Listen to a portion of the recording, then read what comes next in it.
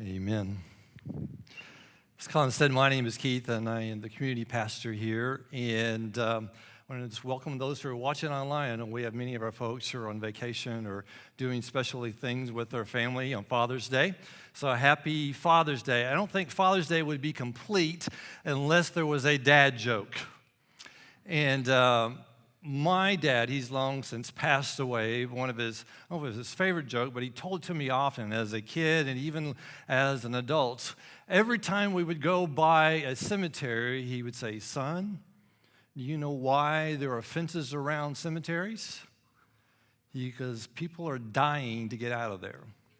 I know.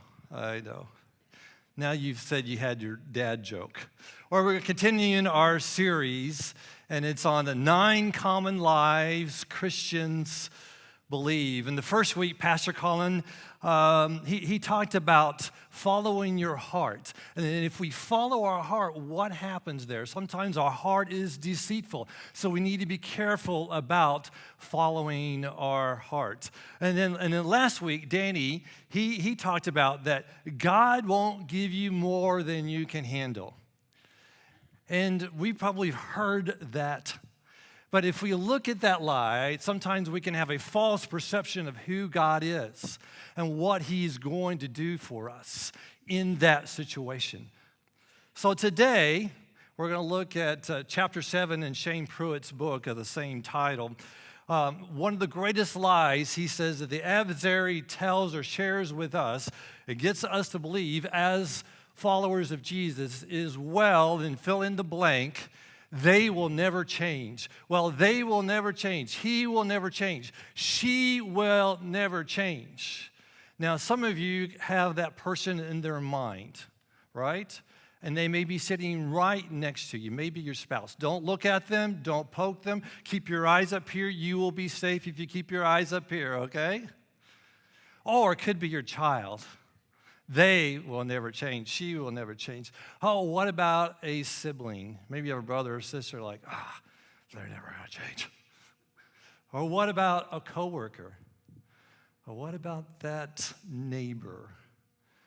You know, it just continually gets on you about every little thing. They will never change. They have this destination they want to head to. They're going down a road. They're going down a path, and they are not going to get off that road. They are not going to get off that path. They are never going to change. Well, today's story that we're going to look at today is a story of 2 sons. And each one of these sons had a road that they were going to take. They had a path, and they were kind of headstrong in the way and the path that they were going to take. They thought their road was going to lead them to happiness. They thought their road was going to lead them to success. They thought their road was going to make them be the person that they wanted to become. So that's what we're going to look at that. So chapter 15 of Luke is where we're going to look at is the passage, Luke chapter 15. And we're going to look at the first 2 verses. And the first 2 verses gives us the context of the story, this conversation that Jesus is having. So Luke chapter 15, turn your Bible, your favorite electronic device, or the words will be up here on the screen as well. Luke chapter 15, verses 1 and 2. It says, "Now the tax collectors and sinners were all drawing near to him." The tax collectors and sinners were all drawing near to whom? Drawing near to Jesus. Now the tax collectors, they were considered degenerates. They were considered detestable in the eyes of their fellow countrymen because they were co-conspirators with the Romans, and they were excise tax on their fellow countrymen, and in the process of collecting taxes for the Romans, they would also become very wealthy. So you have the tax collectors and sinners. Now sinners, the way that I like kind of describe sinners are those who had tried religion. They tried to keep all the law. They tried to do everything right, but they couldn't get it right. So they kind of give up on the orthodoxy of religion. Now, in verse 2, "And the Pharisees and the scribes grumbled, saying, 'This man receives sinners and eats with them.'" You have the Pharisees and the scribes. These were the religious leaders of the day. And basically what they were trying to do, they're trying to cancel Jesus. They're saying, hey, because he associates with them, because he has dinner with them, because he has these conversations with them, and these are really immoral, no good people, we can't have anything. You shouldn't listen to anything he says or does. That's what they were seeking to do. They were trying to cancel Jesus. And then I love what Jesus does here. He tells 3 parables. He tells 3 little stories, and we don't have time to go into all 3 of them. We're just going to focus on the third parable. And I think the third parable is so very appropriate for today on Father's Day as we look and as we dive in to this parable. Now, many of you are very familiar. If you've been in a church at any time, for any length of time, and probably even in your Bible, there's a Bible heading that says, prodigal son, right? Yes, okay. So, I don't know. We're going to look at that. Is it the prodigal son? Maybe is that the appropriate title it should have? But before we read the story, I think we need to understand or come to a definition of what prodigal means. And I'm going to put up on the screen here, there should be 3 definitions of the word prodigal. 1, wandering without a purpose. A, wandering without a purpose. B, being recklessly extravagant and lavishly generous. Or C, being lost and then found again. So we kind of have this definition of what we think prodigal means. It actually means B, being recklessly extravagant and lavishly generous. So with that definition of prodigal, I want us to read the story that Jesus told those who were present. And he has a very specific thing in mind. So I want you, as you look at that story, who is the prodigal? Who is the prodigal in the story? There's 3 main characters. You have the younger son, the elder son, and the father. Look at who is the prodigal. Luke chapter 15, verse 11. And he said, this is Jesus, and he said, there was a man who had 2 sons. And the younger of them said to his father, Father, give me the share of the property that is coming to me. And he divided his property between them. Not many days later, the younger son gathered all that he had and took a journey into a far country, and there he squandered his property in reckless living. And when he had spent everything, a severe famine arose in the country, and he began to be in need. So he went and hired himself out to one of the citizens of the country, with whom he sent into his fields to what? Feed pigs. And he was longing to be fed with the pods and that the pigs ate, and no one gave him anything. But when he came to himself, he said, how many of my father's hired servants have more than enough bread, but I perish here with hunger?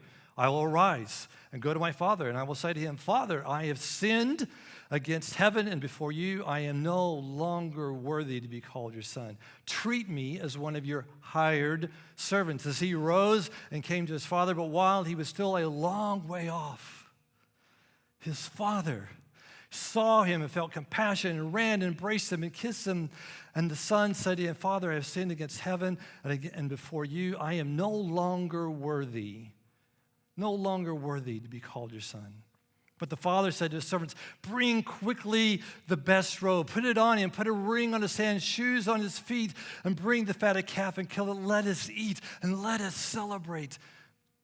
For this my son was dead and is alive again. He was lost and is found. And they began to celebrate. Now, his older son was in the field, and as he came, he drew near the house. He heard music and dancing, and he called one of the servants and asked him what these things meant. And he said, your brother has come. Your father has killed the fatted calf because he has received him back safe and sound. But he was angry, and he refused to go in. His father came out and entreated him, but he answered his father, look, these years I have served you, I have never disobeyed your command, yet you never gave me a young goat that I might celebrate with my friends. But when a son of yours came, He has devoured your property with prostitutes. So you kill the fatted calf for him? And he said to him, son, you are always with me, and all that is mine is yours. It was fitting to celebrate and be glad for this. Your brother was dead and is alive. He was lost, and now he is found. After reading that parable and thinking of the definition of prodigal, who of those three main characters defines prodigal? It's the father, right? Maybe you ought to maybe aptly more called the prodigal father. Jesus begins the story with a man who is blessed with two sons. And he doesn't kind of ease his way into the story. It's kind of like a James Bond movie when it first starts. It starts with an immediate action scene. The first action that comes is the younger son comes to the father and he demands his inheritance. Now, this would have been an outrageous act. Unthinkable. You didn't do this. And in fact, in one of the commentaries I read, he's like an expert in Middle Eastern literature. He said that in all of the Middle Eastern literature that's ever been written, there's never been a story where when the father is in good health, either the younger son or the older son went to the father asking for the inheritance. It's never done. The only place that you ever hear about that is in this story. So that was considered just an outrageous act. Basically, the younger son is saying, I wish you were dead. Now give me my inheritance. He's expecting and in the Middle Eastern people that would have been listening to the story, they would have expected the father to explode. And actually, they would have expected him to, why are you disgracing me? They'll take off your shoe and beat him physically. That's what they would have expected him. But that's not what he does. What's more astonishing, that he does it. He sells his property. What an amazing thing that he does. He loves his son so much.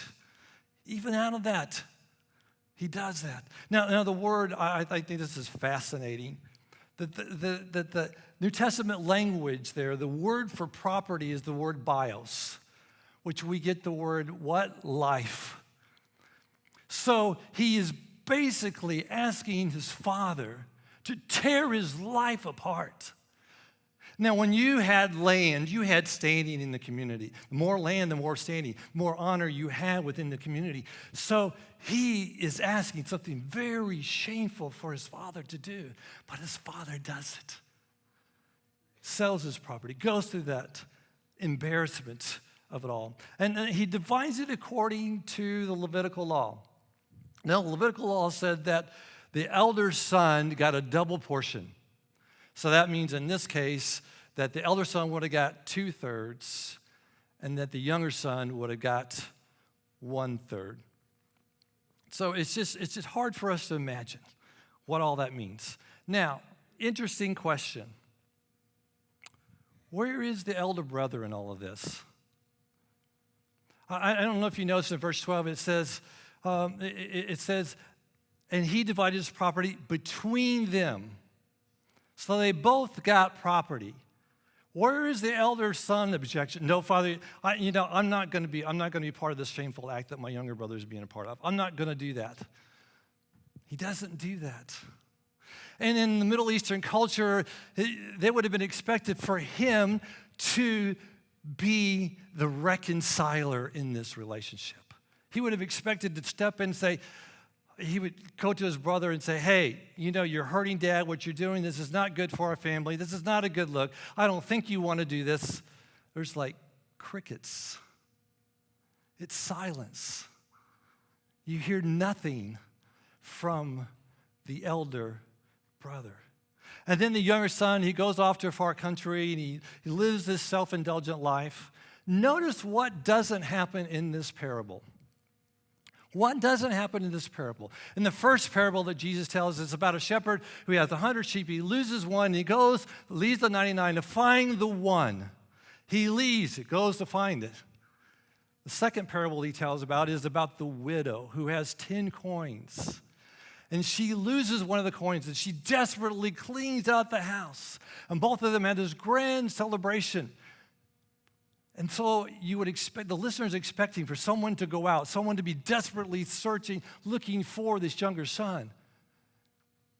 Once again, where's the elder son? Where is he in that? Who is searching? Who is looking for the younger son? He goes off, the younger son goes off to this far distant country, and he squanders his wealth. And then something happens tragically. There's a famine in the country. Now, imagine you're a foreigner. You have no status, you have no position, you have no friends, you have no money, you have no support system, you have nothing. You are there on your own. And in verse 15, he talks about that the New Testament language talks about he kind of glues himself to one of the citizens in the country.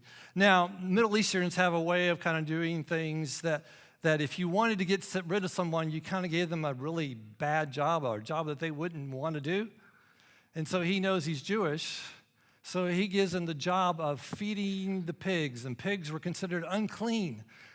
You just didn't want to have anything to do with pigs. But yet, he hadn't sunk to his lowest point yet. He is willing to be a pig herder. Finally, he gets so hungry. He gets so hungry that he thinks to himself, well, even the hired servants, they have food. They don't go through it. Even the hired servants that my dad has in his household, they don't go through this. And so he comes up with this idea, that comes up with this plan that I'll become a hired servant. Now, there was difference between, there's several kind of different servants that there were. You had those that stayed in the household, and they worked the household. And you had those who were hired. They kind of lived in the village, lived in the city. Then they would go and work in the household or go and work in the fields. They had some kind of trade or some kind of craft that they would go and they would be hired out. And that's what he's thinking. I'm going to be a hired servant. I'm not worthy to be called your son, but you can hire me out. And he's hopeful, maybe, that he can pay back his father. And that is his plan.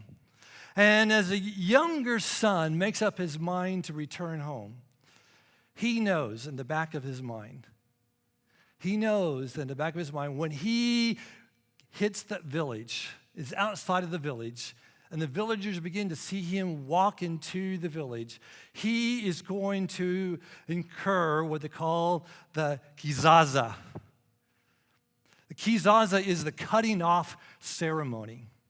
And the cutting off ceremony is that as a message went out across the village, they would come around him. They would mock him. They would shame him. Shameful thing that you did asking your father. You just made him tear his life apart. You're shameful to your family. And so what they would literally do, they would take these pots and they would throw him at his feet, and symbolizing the brokenness of the relationship. You are no longer welcome here. Shame on you. And he would have to gone through that. Now, understanding the kiaza, understanding that, this is more astounding in verse 20, because the father knows this too. But while he was still a long way off, his father saw him and felt compassion and ran and embraced him and kissed him. Now, I want you to imagine, this is not an American farm where you have the wraparound porch and he's sitting out there in the rocking chair and he's looking down the road and he sees his son and he runs out to him. That's not at all. Once again, this is the village. He's at the village gate. He's sitting there with the village elders there. And they're having coffee, like the men's coffee, Every small town has one of those. That's what he's doing. And he looks down the road and he sees someone that looks a little familiar. He kind of recognizes his walk. And as he gets closer, he goes, oh, I know what's going to happen if I don't. So what he does, he pulls up his robes and he ties it and he runs. He runs to his son. and he embraces him and kisses him. And that word in the New Testament language for the word kiss, it's repetitive. It's like over and over and over again.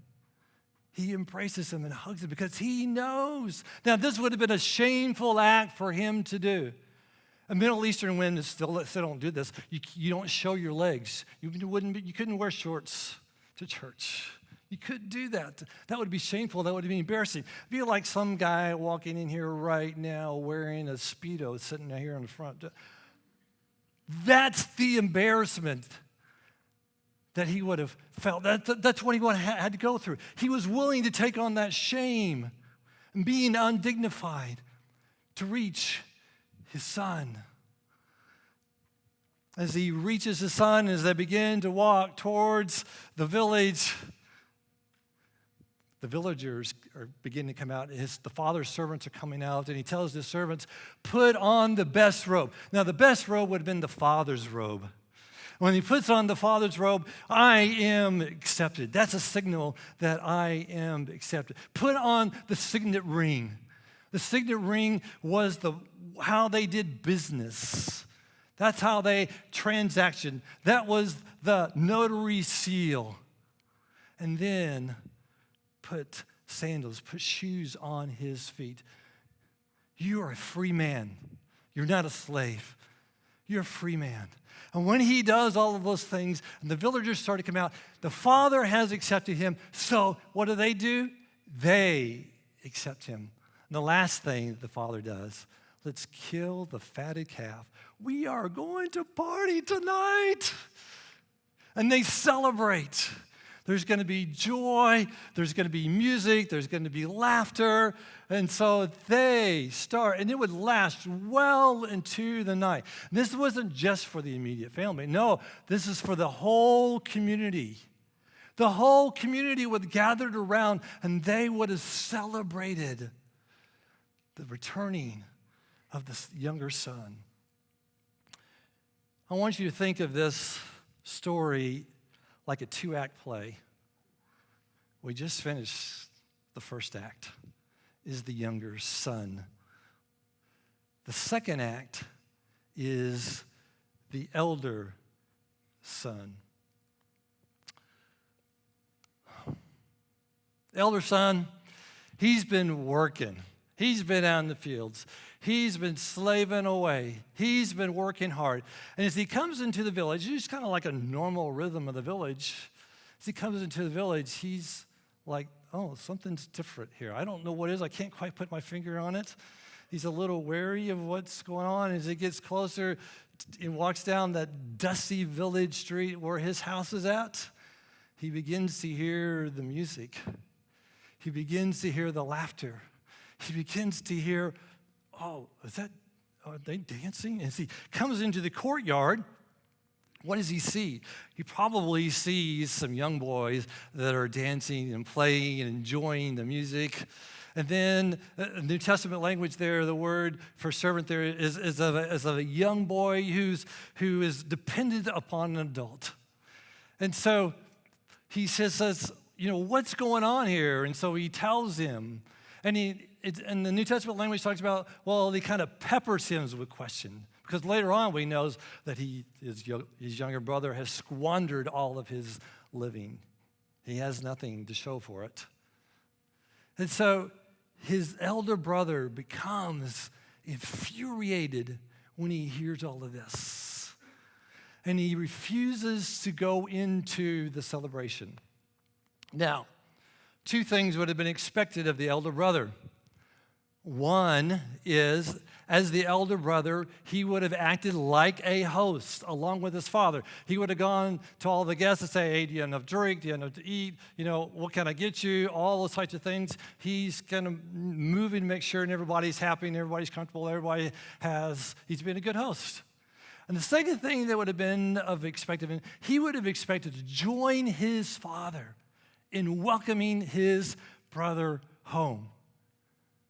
He chooses not to do that. In fact, what he does, he says He refuses to go inside. When he refuses to go inside, what he's basically saying, if this degenerate brother of mine is going to be part of this family, I don't want any part of it. Basically what he's saying. I don't want any part of this family. So he makes his father come out. This would have been, once again, the Middle Eastern mindset, this would have been embarrassing for his father to have to go out. So the second time of the day, the father goes and meets his son. Now, the elder brother, he is upset. He's upset. Wow, you're throwing this. He doesn't even call his dad father. He goes, you. He doesn't even refer to his brother, this son of yours. He said, you're throwing this. He's done all of this stuff, and you're throwing him a party? What's up with that? I don't get it. You never even threw me a party with a small goat. I would have been happy with that. He's mad at the father's extravagance. He's mad at the father's being so lavish. He's mad that his father's spending his inheritance. He is mad, and he refuses to go in. Now, the story ends. Jesus abruptly ends the story. And I want you to imagine if you were a guest at that celebration, the music would have stopped, the laughter would have stopped, there would be this high dramatic tension in place, knowing something's going to happen. So the celebration stops. And Jesus abruptly ends the story. We don't know. Did the younger brother and the older brother reconcile? Did the older brother reconcile with his dad? Was there a complete reconciliation? We don't know what happened to the end of the story.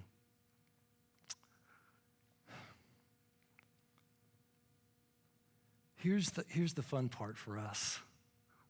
Here's the fun part for you. You get to write the end of the story. You write the end of the story. I don't know which character that you identify with. I don't know where you're at and what season of life that you're in. You may be like, I'm so far removed from God. I don't know if I can come home. The Father's waiting for you. He's longing for you to come. You may be like the elder brother who's always been there, always stable. Now, I want you to remember, there's two different groups that Jesus was telling the story to. Who was he telling the story to? You had the tax collectors and the sinners. That represented the younger brother. And they are welcome by the Father into home. And then you had the Pharisees and the scribes, the religious leaders of the day. And they're like the elder brother.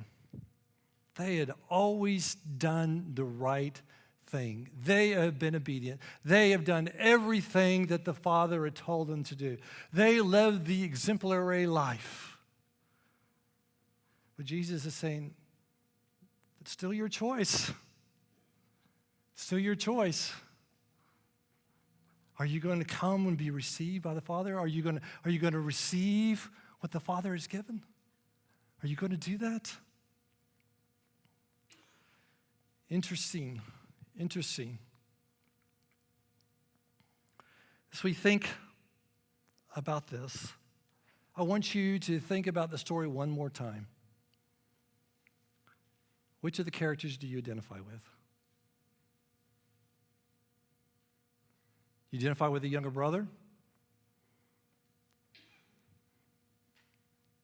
You just feel like you're so far away from God.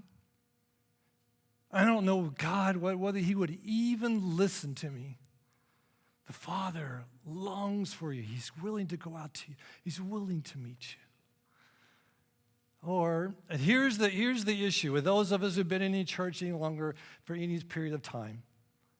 we have the potential of becoming the elder brother. We come off as saying, well, I am better than. I've always done this. God, you owe me. You owe me because I did this, because I give, because I serve, because whatever. You owe me. Paul's sons were lost. One knew it and came home. The other one was looking right in the mirror and couldn't see it. He couldn't see it.